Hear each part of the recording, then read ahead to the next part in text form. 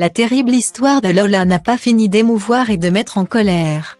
La découverte vendredi dans une malle du corps d'une collégienne de 12 ans, prénommée Lola, a été largement commentée, ayant touché le plus grand nombre. Une femme de 24 ans, principale suspecte du meurtre de Lola, a été mise en examen lundi 17 octobre par un juge d'instruction parisien pour meurtre et viol aggravé.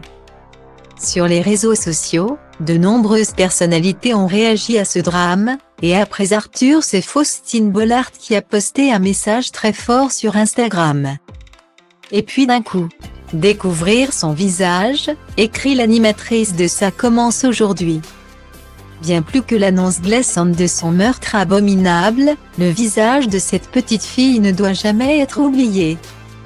Lola aurait pu être notre fille, notre sœur. Sur Instagram, Faustine Bollaert a partagé la photo de l'adolescente. Comment peut-on commettre l'innommable? Je ne veux jamais oublier son regard. Je le pose ici en pensant infiniment à elle. À sa famille plus que tout. À ses amis. À ce qu'elle aurait pu devenir. À ses bonheurs qu'elle ne connaîtra pas. Continue-t-elle. J'ai honte Lola. Honte de cohabiter avec ceux qui t'ont fait subir cela. À ma manière, même sans te connaître, je t'envoie tout mon amour de maman et de femme. Mère de 2 enfants, Abby et Peter, 9 et 7 ans, fruit de son union avec Maxime Chatham. L'animatrice de 43 ans, très affectée, a eu besoin de partager cette terrible affaire. Elle n'est pas la seule. Je ne sais pas comment je pourrais réagir que ce visage reste en nous longtemps. Même les enfants. A ainsi écrit Julien Courbet sur Twitter. Quand Alexandra Lamy semblait ne même pas trouver les mots. Je n'ai pas les mots pour ce crime monstrueux. De tout cœur avec sa famille et ses proches. C'est-elle ainsi émue? Meurtre de Lola 12 ans?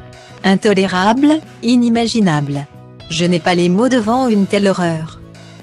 Ensemble, continuons ce combat, protégeons nos enfants, a écrit de son côté Jean-Luc Reichmann. Selon une source proche du dossier, elle a été mise en examen pour meurtre de mineurs de moins de 15 ans et viol commis avec acte de torture et de barbarie. Rapporte l'AFP.